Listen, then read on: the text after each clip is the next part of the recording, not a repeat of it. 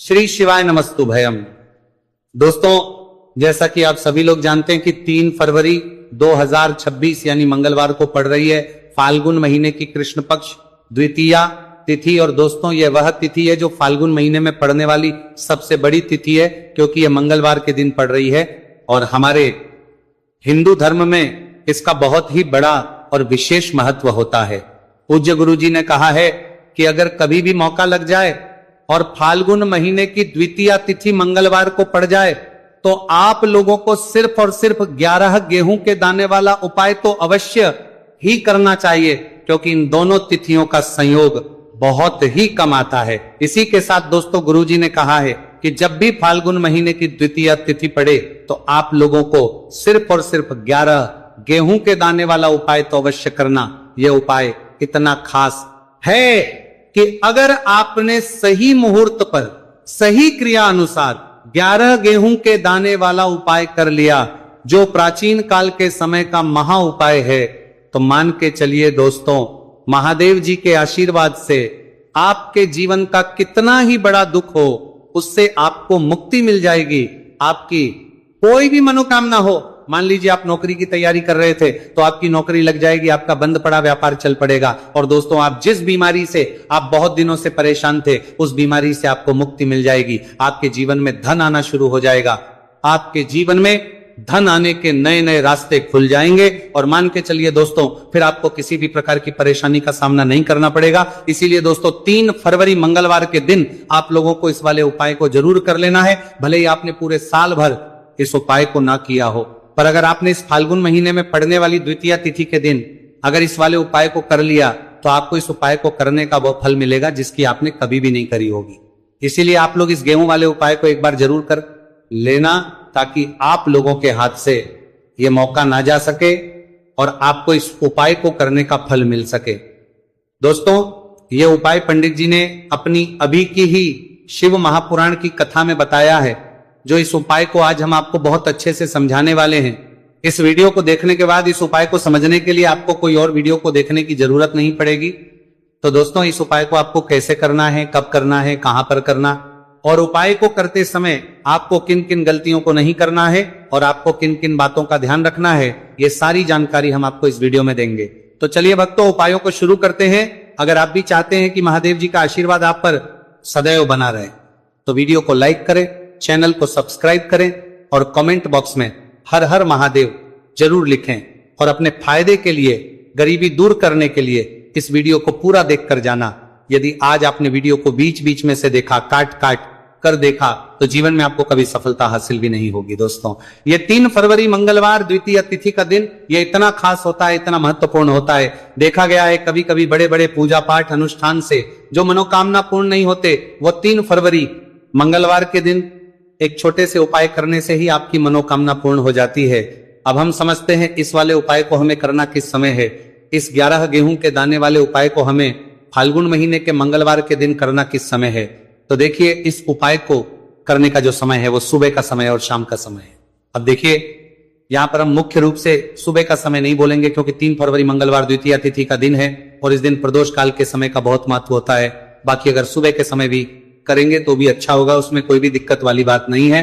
तो चलिए जानते हैं इस विशेष उपाय के बारे में। लेकिन उससे पहले एक प्रार्थना, अगर आप इस चैनल पर नए हैं तो आप इस वीडियो को लाइक करें, चैनल को सब्सक्राइब करें और कमेंट बॉक्स में आप अपनी राशि या अपना नाम जरूर डाल दे, क्योंकि हम राशि से भाग्य भी बताते हैं और भाग्य में चल रही परेशानियों को दूर करने के लिए वो आसान से आसान उपाय भी बताते हैं। तो चलिए अब हम अपने सबसे पहले उपाय की बात कर लेते हैं। देखो, गुरुजी ने कहा है कि अगर मंगलवार के दिन द्वितीया तिथि पड़ जाए तो इस दिन आपको 11 गेहूं के दाने वाला उपाय तो अवश्य ही करना चाहिए। देखो, यह उपाय यदि आपके जीवन में कर्जा बहुत अधिक है, आपके जीवन में संकट बहुत अधिक रहते हैं, आपके ऊपर बहुत अधिक विपदा आ रही है, बार बार आपको अपने व्यापार में और अपने धन में हानि देखने को मिल रही है कि आपको प्रत्येक कार्य में हानि हो रही है, तो आपको यह उपाय करना चाहिए। देखिए, इस उपाय के लिए आपको 11 गेहूं के दाने आपको लेने हैं। ठीक है, 11 दाने लेने के बाद में आपको जरूरत होगी चावल के दानों की। 11 चावल के दाने और 11 गेहूं के दाने, और चावल के दाने खंडित नहीं होने चाहिए। अब आप कहोगे भैया गेहूं कहां से लेने हैं? देखो, आपको किसी भी किराना स्टोर पर गेहूं के दाने आपको आसानी से मिल जाएंगे, जाकर ले लेना। ठीक है ना। 11 गेहूं 11 चावल के दाने लेने हैं। साथ ही साथ आपको एक तांबे का लोटा है और उस तांबे के लोटे में आपको जल भरना है। जल आपका खुद के घर का होना चाहिए, मंदिर का नहीं होगा। अब आप ये सब सामग्री लेकर पहुंच जाओगे महादेव के शिवलिंग के पास में। शाम के टाइम पे प्रदोष काल में देखो, जब आप ये उपाय कर रहे हो तो अपना फेस रखना उत्तर दिशा, नॉर्थ डायरेक्शन की तरफ। अब यहां पर जो मैं आपको क्रम बताने जा रहा हूं ना, उस मेरे क्रम को बहुत ध्यान से सुनिए। महादेव को अगर कोई सबसे प्रिय है ना, तो उनकी सबसे छोटी पुत्री जिनका नाम है माता अशोक सुंदरी, जो आपके पास में चावल 11 दाने हैं ना, उन चावल के 11 दानों को माता अशोक सुंदरी के स्थान पर आपको अपना नाम और गोत्र बोलते हुए समर्पित कर देने, है ना। और चावल के दानों को रखने के बाद में जो आपके पास में तांबे का लोटा है ना, उस तांबे के लोटे को कहीं पे भी हम जल नहीं चढ़ेंगे। सिर्फ और सिर्फ माता पार्वती का जो हस्तकमल आपको दिख रहा है, यहीं पे गोल गोल आपको समर्पित करना है, उसी जल को, और कहीं नहीं। ना तो माता अशोक सुंदरी के स्थान पर, ना तो शिवलिंग के ऊपर, सिर्फ आपको यहां पे गोल गोल जलाधारी पर आपको उस जल को समर्पित करना है। अब आपके पास में बचे हुए हैं 11 गेहूं के दाने और बचे हैं।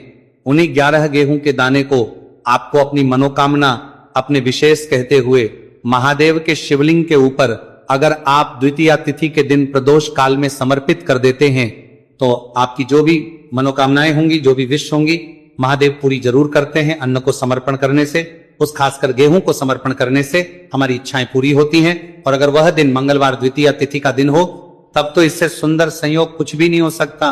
आपकी इच्छाओं को पूरा करने के लिए स्पेशल बहुत प्यारा सा उपाय आप सभी को जरूर करना है। ध्यान में रखिएगा, ये उपाय प्रदोष काल में करना है। देखो, गुरुजी ने कहा है भगवान शिव के शिवलिंग पर 33 कोटि देवी देवताओं का वास होता है।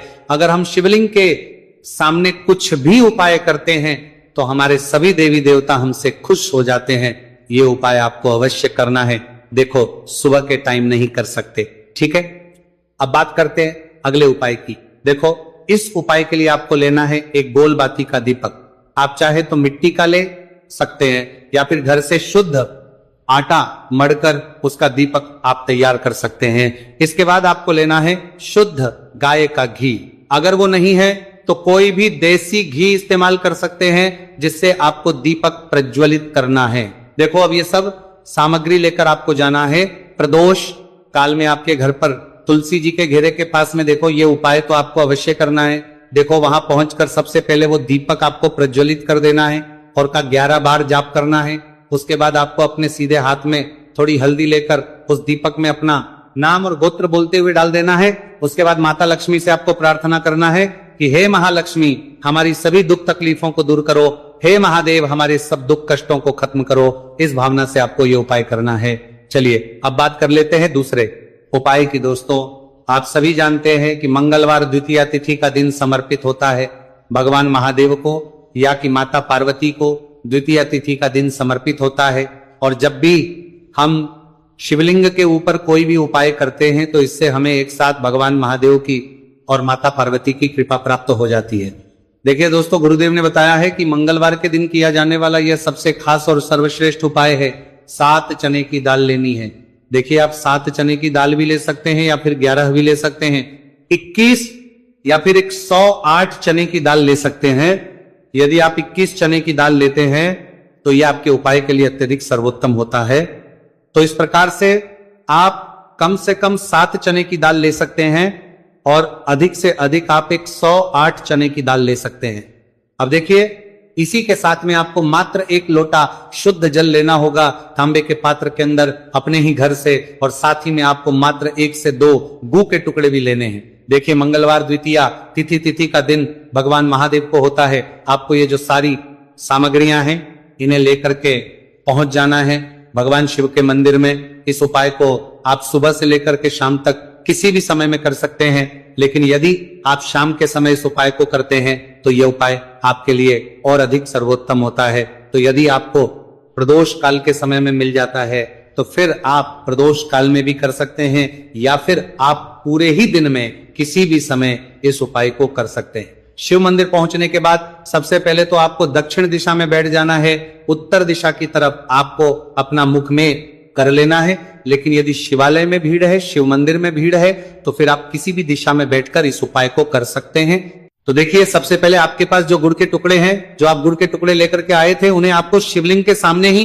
जो आपके पास एक लोटा जल है, उस पात्र में आपको ये गुड़ के टुकड़े डाल देना है। इसी के साथ में आप जो चने की दाल लेकर के थे, चाहे आप 7 चने की दाल लेकर के आए हैं, 11-21, जितने भी आप चने की दाल लेकर के आए हैं, इस चने की दाल के ऊपर आपको जो आपके पास गुड़ वाला जल आपने तैयार किया है, इसमें से थोड़ा सा जल आपको इस चने की दाल पर डाल लेना है। अब देखिए, आपके पास जो गुड़ वाला जल है, इसमें से सबसे पहले थोड़ा सा जल आपको श्री गणेश जी वाले स्थान पर समर्पित कर देना है।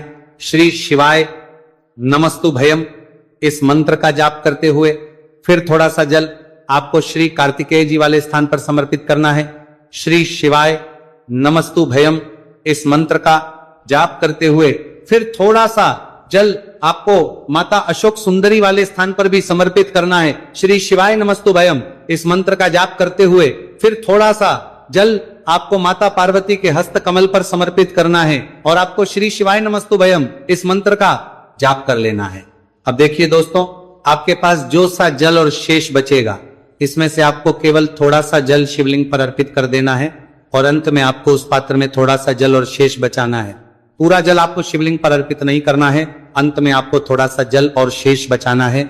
अब देखिए, आप जितनी भी चने की दाल लेकर के आए हैं, अगर आप 7 चने की दाल लेकर के आए हैं, तो आपको 7 बार श्री शिवाय नमस्तु भयम इस मंत्र का स्मरण कर लें।